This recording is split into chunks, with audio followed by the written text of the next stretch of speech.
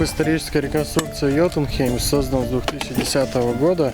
Идея пришла после эпохи толкинистов в городе Якутске. За основу взято народы Скандинавии, так как наш климат схож с их климатом. Проект «Крылатые стрелы Туймады» создан с целью привлечения молодежи в клуб исторической реконструкции Йотунхейм через средневековую стрельбу из лука. Потому что у нас в Якутске нету доступных лучных тиров на бесплатной основе, и мы решили предоставить это для нашей молодежи. Будет на территории исторического музея «Россия. Моя история». Тир будет выглядеть в виде навеса, с безопасного расстояния будет производиться стрельба. Допускаться будут дети от 15 и выше.